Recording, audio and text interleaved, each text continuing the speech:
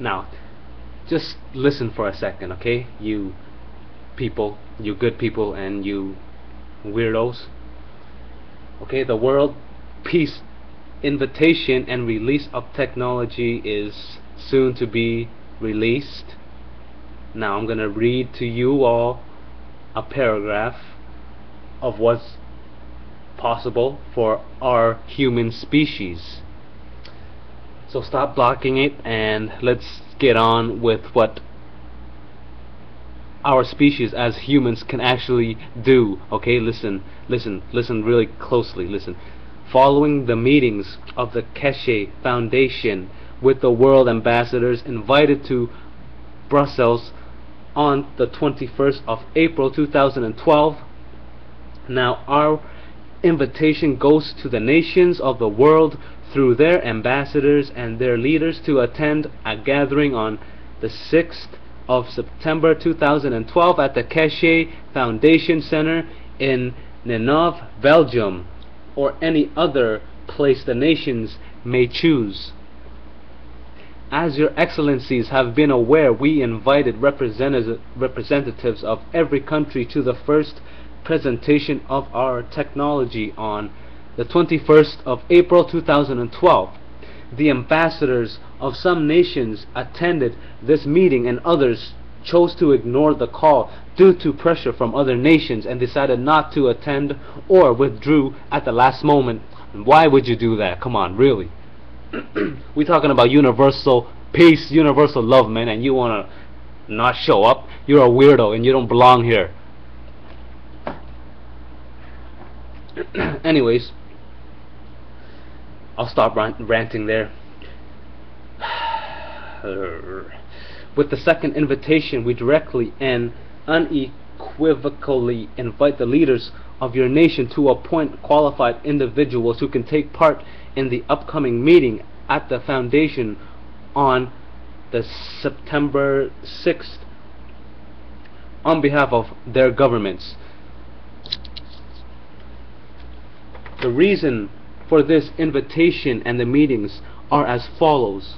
On the 21st of September 2012, the Keshe Foundation will release the first phase of its space technology. Listen again, space technology and the gravitational and magnetic MAGRAV systems it has developed to all scientists around the world simultaneously for production and duplication. From that point on, international borders will cease to have any real significance. This is because once the first flight system has been built and put into operation for the public, the time of travel, for example, from Tehran to New York will be about 10 minutes maximum, you crazy people. Listen, man. The new airborne systems will enable every individual to make the same length of journey in the same time and at hardly any cost from any point on this planet.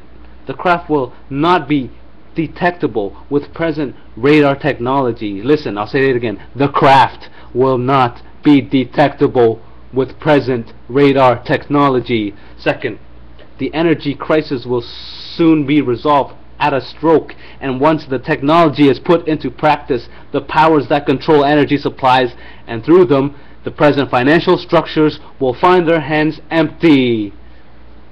And that's what you get for not coming along with what humanity wants.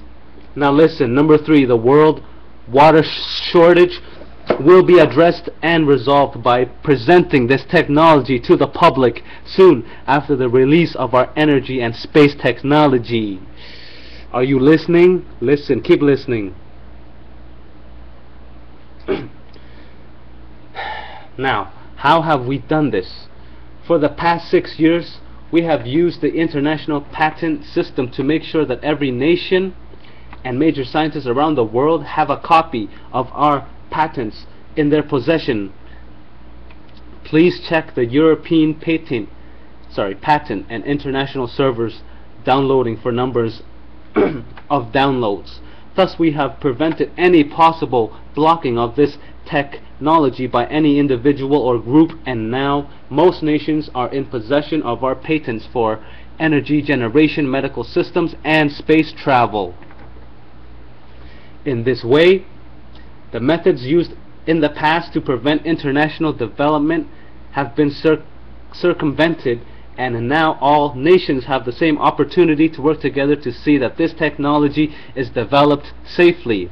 The principal point is that our technology is intended to be freely available to every government for the benefit of all its citizens. Listen here, government.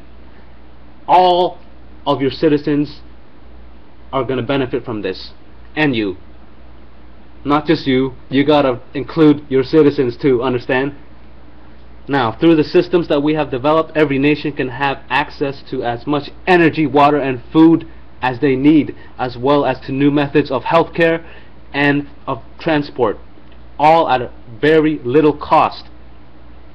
According to its charter, the Keshe Foundation and all its technologies are owned by the people of the world. Not you selfish governments, but the peoples of the world. The patents are the assets of every individual on this planet and cannot be claimed by any one person or organization or nation. This means that all income generated by this technology belongs to the nation that makes use of it. Understand? We will release the list of countries invited to the meeting on September 6th, 2012, and the full email addresses of those who receive invitations, so it will be up to you as a government to make it known who from your nation will be attending this meeting.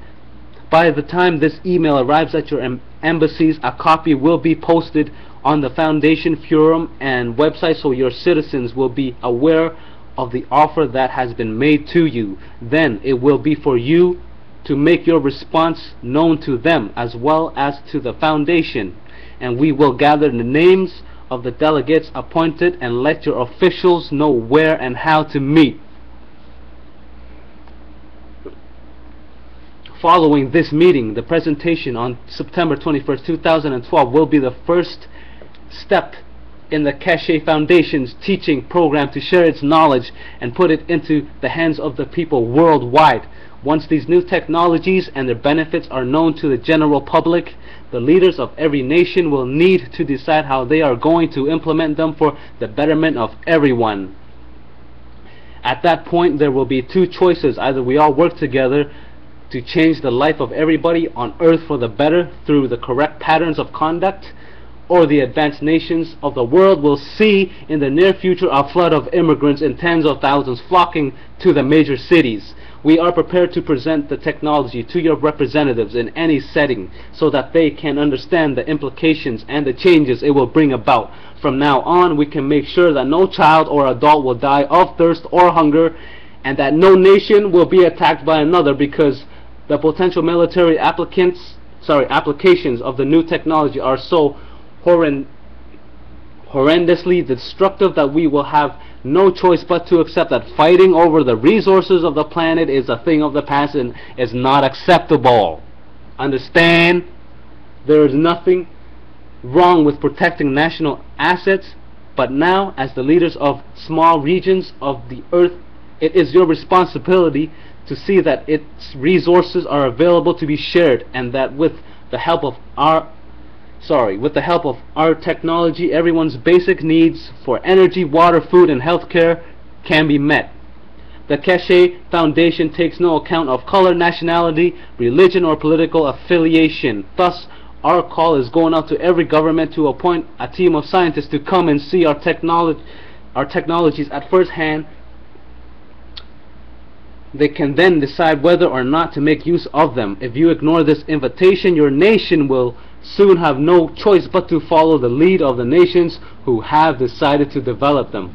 We call on your nation to start the process of world cooperation as soon as possible, because once these systems are in operation, the frontiers that separate one country from another will have no meaning. Understand?